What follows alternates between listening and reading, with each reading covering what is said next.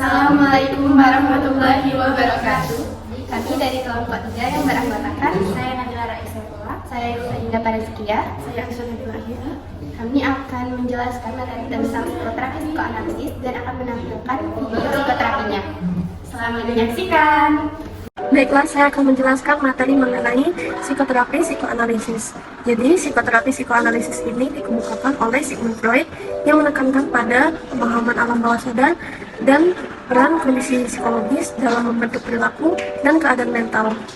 Baiklah, selanjutnya itu ada beberapa tahapan pendekatan psikoanalisis. Yang pertama itu ada tahap opening, di mana konselor dan konselor melakukan sesi konsultasi selama 3 hingga 6 bulan. Yang kedua itu ada transferensi, yaitu terjalinnya korelasi yang spesial dan dinamis antara konselor dan konselor selama proses konsultasi. Namun umumnya terjadi setelah konselor mempunyai perkiraan yang jelas mengenai masalah mental konseling. Yang ketiga itu ada bekerja sama, yang dimana analisis masalah tidak cukup dengan sekali penafsiran, namun harus dikembangkan terus-menerus melalui ingatan tentang pengalaman masa kecil. Selanjutnya itu ada resolusi, yaitu tahap akhir transferensi yang telah disepakati oleh konselor dan konselor. Dan terakhir itu ada teknik, ini tuh digunakan untuk membuka alam bawah ketidaksadaran karena konselor cenderung belum merasa terlepas dari konflik secara fantasi. Baiklah, selanjutnya itu ada teknik terapi psikoanalisis. Yang pertama itu ada asosiasi bebas. Asosiasi bebas ini merupakan metode terapi yang menggunakan hipnotis untuk memberikan kebebasan kepada klien dalam mengungkapkan apapun yang ada terlintas di benaknya. Metode ini dilakukan dengan posisi klien berbaring di sofa, sementara terapis duduk di belakangnya. Selanjutnya ada analis mimpi. Analis mimpi ini bertujuan untuk membantu klien memperoleh pemahaman kepada masalah-masalah yang belum terpecahkan selama tidur, pertahanan melemah, sehingga perasaan yang direpres akan muncul ke permukaan meski dalam bentuk lainnya. Psikoterapis memfokuskan mimpi-mimpi yang berulang, menakutkan, dan sudah pada taraf mengganggu. Selanjutnya ada interpretasi atau penafsiran. Interpretasi adalah tindakan terapis untuk menyatakan dan mengajarkan klien makna tingkah laku yang dimanifestasikan dalam mimpi. Asosiasi bebas, resistensi, dan hubungan terapeutik itu sendiri. Selanjutnya itu ada analis dan interpretasi resistensi. Resistensi adalah sesuatu yang melawan kelangsungan terapi dan mencegah klien mengemukakan bahan yang tidak disadari. Baik, selanjutnya itu ada analis dan interpretasi transferensi. Transferensi yaitu pemindahan emosi terpendam untuk menyelidiki ketidaksadaran pasien untuk menghidupkan kembali berbagai pengalaman emosional, mengungkap kecemasan dialami pada masa lalunya atau pada masa kanak-kanak, sehingga terapis memiliki kesempatan untuk menginterpretasikan transferan. Baiklah, selanjutnya manfaat terapi psikoanalisis. Yang pertama itu ada membantu individu untuk membentuk kembali struktur kepribadian serta karakternya. Selanjutnya ada mengupayakan kesembuhan dalam diri individu yang memiliki gangguan psikis karena peristiwa yang ia alami di masa anak-anak, memahami hubungan antar individu yang dialami baik saat ini maupun di masa lalu. Selanjutnya ada mengubah individu agar lebih berani menghadapi hal-hal yang ia takutin, seperti perasaan, pikiran, maupun situasi yang menyebabkan rasa stres dan mencari sumber masalahnya. Selanjutnya membuat individu berfokus pada emosi yang sedang dia rasakan dan mengganggu kepada kehidupan sehari-harinya.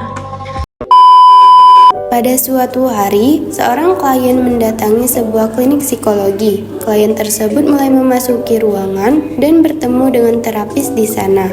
Di sini, terapis mulai membangun rapor terhadap klien untuk membangun kepercayaan dan pengertian antara terapis dengan klien. Silakan Mbak ceritakan perasaan, pikiran, dan permasalahan yang saat ini mengganggu kehidupan Mbak. Saya agak bingung ya Mbak sebenarnya mau menceritakannya dari mana. Tapi akhir-akhir ini saya tuh merasa sangat cemas dan takut jika dekat dengan laki-laki.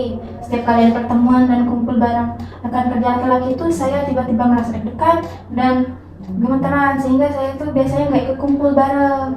Nah, apalagi kalau rekan kerjanya tuh banyak laki-laki Mbak. Nah, karena saya sering menghindar itu, saya tuh jadi sering dianggap sombong dan seringkali jadi bahan omongan mereka karena hal tersebut Mbak.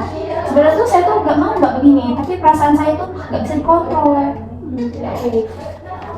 Berdasarkan dari yang Mbak ceritakan tadi ya Mbak, berarti Mbak itu merasa cemas dan takut ya saat berdekatan dengan laki-laki ya Mbak. Sejak kapan ya Mbak kira-kira Mbak mengalami kondisi tersebut? Sebenarnya sejak dulu sih Mbak, saya tuh nggak terlalu terbiasa dekat sama laki-laki karena untuk teman laki-laki saya juga nggak ada ya. Tapi untuk akhir-akhir ini tuh saya merasa makin parah Mbak, yang jatuhnya tuh jadi seperti takut banget sama laki-laki. Oke, jadi Mbak itu udah sejak dulu sebenarnya ya, tapi akhir-akhir ini mulai berlebihan rasanya itu. Iya Mbak. Nah, kalau boleh saya tahu nih Mbak, bagaimana hubungan Mbak Nabila dengan ayah atau kakak laki-laki Mbak? Nggak terlalu dekat sih Mbak, dan saya juga nggak punya kakak laki-laki. Oh, jadi hubungan Mbak sama ayah Mbak itu nggak dekat ya? Iya Mbak. Kalau boleh tahu kenapa ya Mbak sama ayah Mbak Nabila itu bisa nggak dekat? Mungkin dari kecil ayah saya tuh selalu kasar sama saya, selalu memainkan kekerasan fisik sama saya karena mungkin dulu saya nakal. Terus mungkin bisa jadi juga karena pertemanan ayah saya juga nggak bagus karena sering main judi dan mungkin pergaulannya bersama premannya. Jadi memang Mbak Nabila itu sudah nggak dekat sama ayahnya sejak dulu ya? Iya Mbak, karena saya takut setiap kali dekat sama ayah saya itu selalu jadi bahan lampiasan kekerasannya. Begitu. Kalau boleh saya tahu Mbak nih, kira-kira apakah ayah Mbak itu masih bersikap kasar sama Mbak Nabila sampai saat ini? Mungkin sekarang udah nggak terlalu sesering dulu sih Mbak, karena juga saya yang menjauh dari ayah saya dan mungkin saya nggak terlalu kontak terus-menerus sama ayah saya karena saya takut sama ayah saya sendiri. Oke, jadi berdasarkan apa yang sudah Mbak Nabila ceritakan tadi ya, bisa jadi akar permasalahannya itu berasal dari hubungan Mbak dengan ayah Mbak Nabila sendiri, yang mungkin hubungannya itu tidak dekat, tidak baik, kurang baik ya. Jadi untuk kedepannya nih Mbak ya, kondisi Mbak tersebut harus segera ditangani. Yang bisa menangani itu ya Mbak Nabilanya sendiri gitu ya. Mungkin bisa lebih memperbaiki hubungan Mbak Nabila dengan Mbak Nabila. Untuk kejadian yang di masa lalu itu bisa perlahan-lahan Mbak Nabila maafkan kesalahan ayah Mbak Nabila dan berdamai dengan keadaan Mbak Nabila. Oke, selanjutnya apakah ada hal lain, unek-unek lain yang ingin Mbak Nabila ceritakan? Boleh? Kayaknya udah sih Mbak.